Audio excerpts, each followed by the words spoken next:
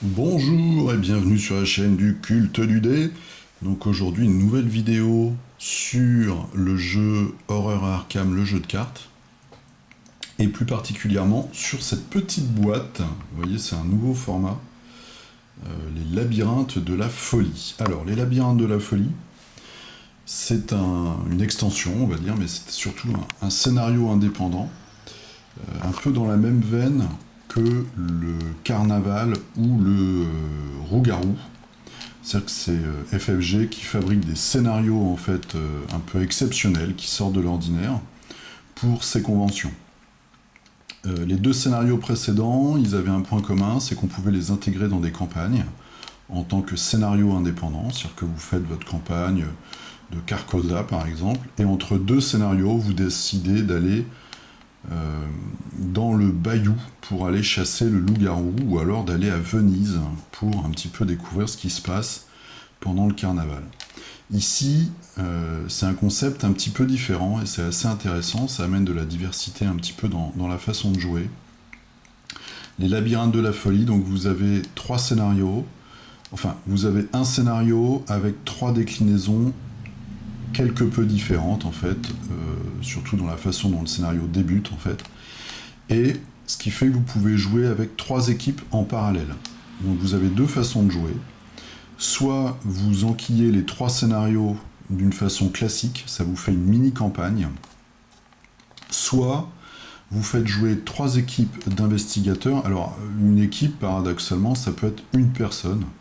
Donc vous pouvez jouer par exemple à trois et trois en parallèle. Alors sachant que quand vous faites ce système de... Quand vous jouez de cette façon-là, en multi-équipe, il faut que chaque équipe possède un exemplaire des labyrinthes de la folie. Voilà, ça leur permet d'en vendre trois. C'est le génie de FFG. Donc ça c'est assez intéressant. Donc c'est pas un scénario que vous pouvez intercaler dans une campagne existante. C'est vraiment, là on voit vraiment le côté pour une convention par exemple, ou une initiation au jeu, même si d'après ce que j'ai compris, c'est assez difficile. Alors je vais vous montrer un petit peu ce qu'il y a dedans. Le concept c'est quoi? C'est très simple.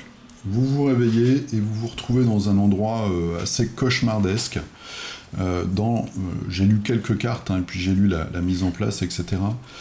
Ça me fait fortement penser soit au film Cube, où des gens se retrouvent dans une pièce et il faut en sortir en résolvant des espèces de casse-tête, ou à la série Saw, sans l'adversité entre les joueurs. C'est-à-dire on se retrouve en groupe dans un endroit complètement mystérieux, et puis c'est pareil, il faut faire des choses pour réussir à s'en sortir. Sauf que là, dans le scénario, il ne faut pas buter ses petits collègues. Il faut réussir à comprendre ce qui se passe. Donc, nouveau format de boîte. Ils ont quitté... Hop là, je l'ai sous la main. Voilà, donc pardon, le loup-garou, c'était ce format-là. Et là, vous voyez, on est passé à une boîte un peu plus grande, plus plate, où vous avez en fait deux jeux de cartes comme ça qui sont l'un à côté de l'autre. C'est pas mal, surtout que ça abrite ce petit livret qui est maintenant un format de mini-livre, que je trouve beaucoup mieux que les grandes feuilles qu'il faut déplier à chaque fois et replier. Donc, vous voyez une ambiance fort sympathique. Donc là, vous avez toute l'explication. Vous voyez le mode multijoueur ou le mode groupe unique, avec des petits icônes pour vous repérer sur les cartes que vous devez utiliser dans chacun des deux modes. Et puis ici, les cartes qui sont communes aux deux façons de jouer. Les différentes introductions pour les groupes. Donc on a le groupe A, le groupe B et le groupe C, évidemment. Voilà, les petites conclusions, et c'est fini. Alors, qu'est-ce qu'on a? Nous avons évidemment le livre, qui nous dépeint l'histoire à chaque fois, comme ça, entre les intrigues à gauche et les actes à droite. Donc on voit, il y a une espèce de diagramme codé. Il y a vraiment une énigme. Alors, j'ai pas joué le scénario, et j'ai lu vraiment l'intro, j'ai regardé un petit peu les cartes vite fait, mais sans me spoiler. Vous voyez, et on est enfermé. L'histoire. Donc il y a une carte, par exemple, celle-ci, vous voyez, quand on voit le texte, on se dit qu'il va falloir réfléchir un petit peu. Donc on a un certain nombre d'objets, vous voyez, toujours c'est très bien illustré, il y a des plans, etc., avec des petites taches de sang. Un côté un peu comme ça, papier vieilli. Bon, ça c'est vraiment la direction artistique, elle est au top comme d'habitude, hein. Les illustrations sont vraiment géniales. Et on va se retrouver donc dans des pièces, alors je vous spoil rien, ça c'est la face non découverte, hein, avec le petit verrou.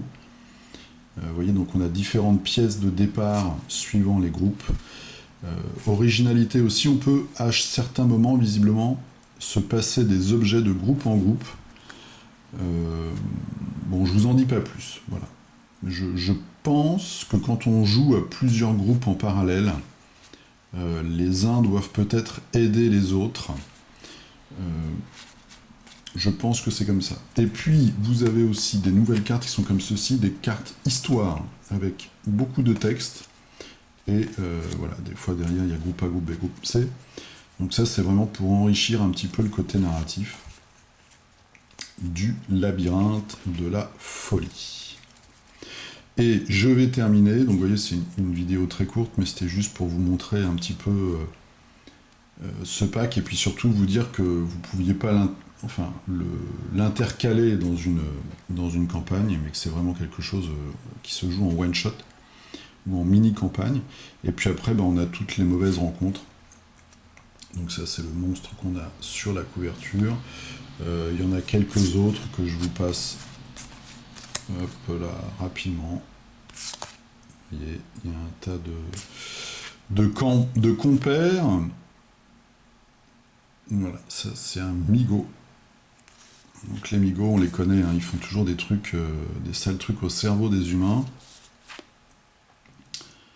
Atroce mécanisme, je pense que c'est avec la scie qu'on a vu tout à l'heure, qui est ici. Voilà. Et après, je pense que c'est plutôt la conclusion. Voilà, donc c'est une boîte, alors il est un peu plus cher qu'un pack normal, je crois, hein, ils en profitent à chaque fois un petit peu. Ils en sortent moins, je sais pas s'ils ont réédité les deux premiers d'ailleurs, le Carnaval et le Loup-Garou. Vous voyez, on a un gros paquet de cartes, hein. Sachant que là-dedans, vous n'avez aucune carte pour faire un deck, hein. C'est vraiment pour jouer ce scénario seul, donc pour faire 3 histoires tout seul, ou alors entre amis à 3 groupes. Donc, ce qui veut dire qu'on peut quand même jouer jusqu'à 12, vu que chaque groupe, vous pouvez avoir 3 investigateurs. Donc ça peut être pour, je sais pas moi, pour un événement, pour une soirée spéciale dans un club, quelque chose comme ça. Je pense que le concept, c'est un petit peu le mystère quand même. Il est même marqué dans le petit livret qu'il y a des moments où vous n'allez pas comprendre ce qui se passe et vous allez peut-être même pas comprendre ce qu'il y a de marqué sur la carte. Moi j'ai regardé 2-3 cartes et en effet, il y a des choses qui sont assez spéciales. Du genre, vous faites une action, enfin vous avez une action de lieu, et l'action vous dit simplement, bah voilà, t'as fait cette action, mais il s'est rien passé du tout. Ça fait fortement penser à tous ces films de labyrinthe où vous avez un gars dans un coin qui tire sur un levier, ou même des jeux vidéo, et ça ouvre à l'autre bout du labyrinthe une porte qui en fait va permettre à une autre personne de passer dans une autre pièce ou ce genre de choses. Donc c'est assez intéressant à voir si toutes les mécaniques sont bonnes, mais moi j'aime bien ce jeu-là, vous le savez bien. Je trouve que pour l'instant de ce que j'ai joué, c'est assez efficace et en tout cas c'est assez immersif. Voilà, c'était une courte vidéo donc sur cette petite extension, ces petits scénarios indépendants, les labyrinthes de la folie, donc pour Horreur à Arkham, et je vous dis à très bientôt. Je serai sûrement à Paris et Ludique, donc c'est le week-end qui vient. Je vais sûrement y aller en matinée, enfin en matinée je crois que ça ouvre à 10h, mais c'est le week-end, donc j'espère qu'il fera beau surtout. Samedi, dimanche, j'ai essayé de prendre quelques rendez-vous, avec notamment les représentants des jeux de figurines qui sont sur le salon. On verra bien si tout ça se fait ou pas. En tout cas, je passerai de toute façon faire un petit tour. Donc si je refais une vidéo cette semaine, je vous dirai quel jour j'y vais. Et puis si jamais il y a des Parisiens ou certains d'entre vous qui viennent à Paris et Ludique, on pourra peut-être se voir pour boire une bière. Voilà, jouez bien, prenez bien soin de vous, et je vous dis à très bientôt, salut!